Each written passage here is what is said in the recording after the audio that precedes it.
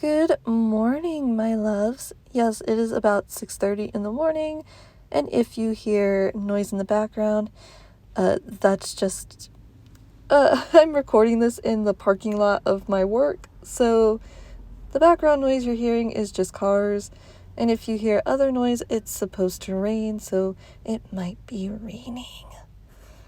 But anyways, let's get the show on the road, shall we? Second part of Villain's Prince. I may post the third part sometime this week, or maybe sometime during my normal uploading schedule, which I have set to be between Friday and Sunday. So it may be out this weekend. I do want to do another Demon Slayer story, but I do have another My Hero Academia story that I really want to do, so we'll see what happens. But for now, sit back, relax, and enjoy the show. Hisashi woke, excited. He jumped out of bed and kissed his husband. It was about 7 in the morning, and he decided to let Shota sleep. He showered, got dressed, and skipped all the way to the hospital. He couldn't wait anymore. He just had to see his baby. Today was the day that he could finally see his little boy and hold him after 2 weeks of no contact, at least no touch contact. The parents were finally able to see and hold their baby, and Hisashi just couldn't wait anymore. He had to go. He had to. So he skipped all the way to the hospital, and when he made it, the nurses left. He made his way up to the NICU, and the nurses, of course, greeted him lively. "Good morning, our king. Good morning, king. Good morning. Good morning, ladies. And what a beautiful morning it is. So, can I hold my baby?" "Of course. In fact, he's about to be fed." "He's awake?" "Mm-hmm. He woke up hungry." "You better hurry. Maybe if you get there quick enough, the nurse will let you feed him." "Oh, I hope so. Thank you, ladies." "You're welcome. Enjoy, our king." Hisashi bolted down the hallway to the private nursery room that they had Izuku in. Of course, nothing but the best for their baby. And bolted inside. Sure enough, the nurse was just about to feed Izuku, a wide-awake Izuku. Hisashi stared into the emerald green eyes that were just like his. Hisashi cooed. He was itching so bad. "Oh, good morning, my king. I didn't expect you this early. Nonetheless, would you like to feed Izuku?" "Oh, yes, please let me feed him." "Of course. Come sit in the rocking chair and I'll show you how to hold him properly," the nurse said, waving to the rocking chair. Hisashi sat down, eagerly waiting to have his baby in his arms. The nurse placed him and showed him how to hold him gently while feeding a bottle. Hisashi stared back into his eyes. Those beautiful emerald green eyes that seemed to have held the world. Those emerald eyes looked back at him. He knew that the baby didn't have any eyesight yet, but he was sure that the baby could hear him. So Hisashi spoke to him. And as he spoke to him, Hisashi noticed that his son was so small, he could fit in the palm of his hand if he wanted to hold him. He was way too tiny for his long arms. Nonetheless, Izuku laid there content, suckling on his bottle, looking up at his papa, listening to every word he was saying. "And that's how your daddy and I met," Hisashi said. He had told him the story of how him and Shota had met. Izuku had hung on to every word of it. "Are you telling him embarrassing stories about us already?" a baritone voice said. "And you had the audacity to come here without me?" Hisashi looked sheepishly over at his husband. "Hey, good morning, my love. Sorry, darling, I didn't want to wake you. I decided to let you sleep in." "I appreciate the gesture, Zashi, I do. But you know how much I wanted to see Izuku as well." "Hello, my little one." The baby looked over at Shota, or at least in his direction, and let out a few squeaks. Shota smiled at that. Soon the baby had fallen asleep in Hisashi's arms, and Hisashi reluctantly placed him back in his bassinet.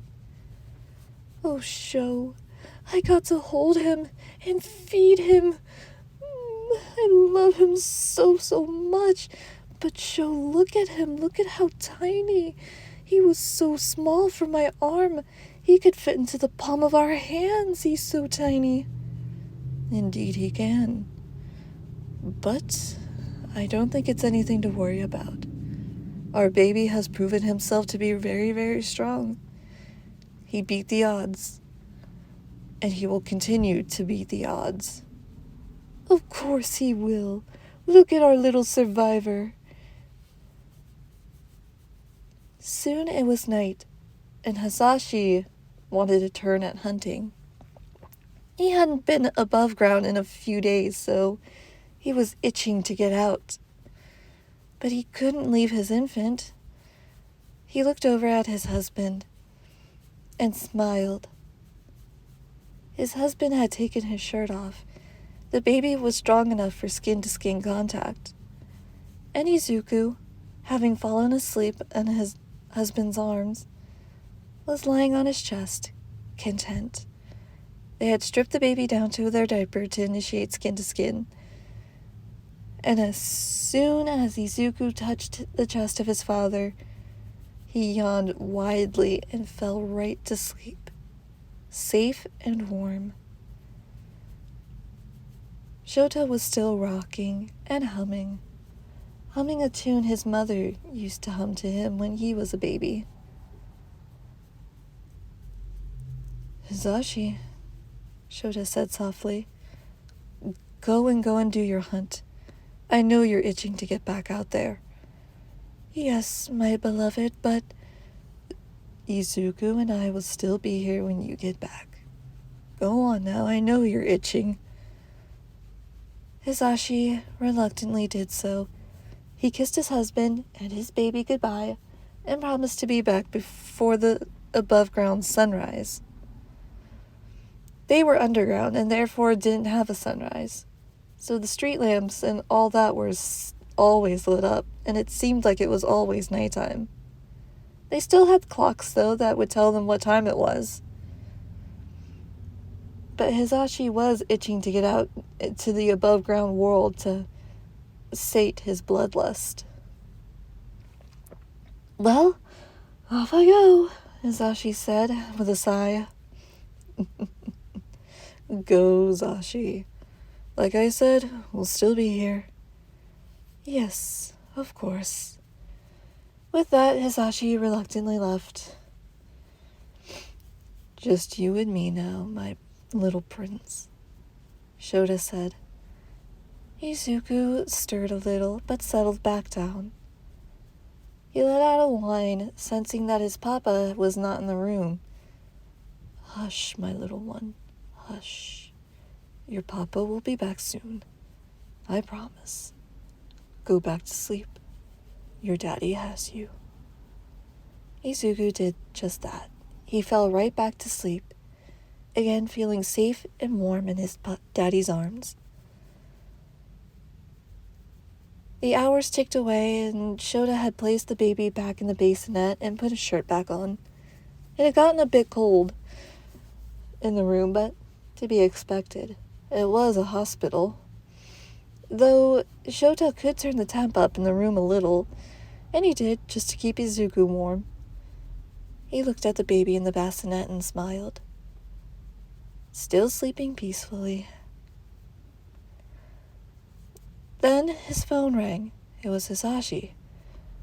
Shota, meet me at the entrance of the underground. This is important. Shota raised an eyebrow at that. Important? What could be so important? All right, I will be there soon. Give me just a few moments. Yes, my beloved. He hung up the phone and reluctantly left Izuku. Not before giving his baby a kiss on the cheek, and then left. He instructed the nurses to take good care of him. He had to meet his husband at the entrance of the kingdom for something important. The nurses tensed at that. Be careful, my king. Yes, our king, please be careful. Worry not. It's probably nothing. But I will be back. Please keep an eye on our baby. Yes, our king. The nurses did their duties, and the king was off. He got to the entrance of the kingdom and saw pro-hero Midnight. Sorry about that. He saw pro-hero Midnight holding 2 infants of her own. Ooh, sorry, my voice seems to be cracking. She was holding 2 infants of her own. A blonde-haired one and a purple-haired one. There was also another child holding another infant. A dual-haired infant. But the child looked scarred. What is going on here, Hisashi? Who are these outsiders? And why is there a pro-hero in our kingdom? He snarled. Please, my king, I seek asylum, the pro-hero said. Please do not be upset with your husband. Please grant us asylum. If not me, then at least the children. The story, Hisashi said. The story? Shota asked. What story? Midnight delved into her story. That pro-hero, the number 1 hero to be exact, had burnt down these 2 children's home. The parents, unfortunately, were stuck inside the building. Midnight couldn't save them. She only grabbed the infants. They had nowhere to go. And Midnight was so upset.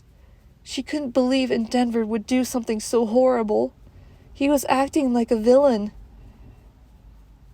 The child holding the infant said that Endeavor was his father, and he scarred him like this.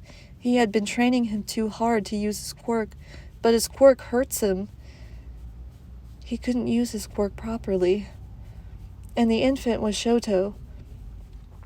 His father wanted to use Shoto as a quote-unquote masterpiece, the ultimate weapon against All Might, who may be coming out of retirement. Shota snarled at that. He decided that he would grant these people asylum. You are welcome to stay here. Please follow me to the hospital. We will get you arranged. Shota, is Izuku all right? Izuku is fine. He was sleeping when I left him. Now come along. We got much work to do. Yes, follow us. We will grant you asylum, but we are not sure if we will grant you citizenship just yet. That is fine, my kings. Asylum is all we need. And we thank you. Thank you so much, Midnight said, near tears again. She followed, along with the child, to the kings to the hospital. In Denver, Shota snarled in his thoughts. When I get my hands on you, I swear to you, you will not meet a friendly end. Your days are numbered, hero. And that concludes part 2. Part 3 should be out soon. If part 3 is not out, don't worry, it'll be out whenever I get the next story rolling. So just be on the lookout. And I'm so sorry for all the noise and what have you, like, goodness me. But that's life. I also don't really edit my videos. I like doing unedited raw type videos. This way you get the full story. You don't get like a watered down, cut down version. So yeah, I will try to edit out some of the noise, but I can't make any guarantees. Anyways, I hope you enjoyed. Part 3 should be out soon. I love you guys. Stay safe, be well, do good, be good, and I will see you soon. Bye.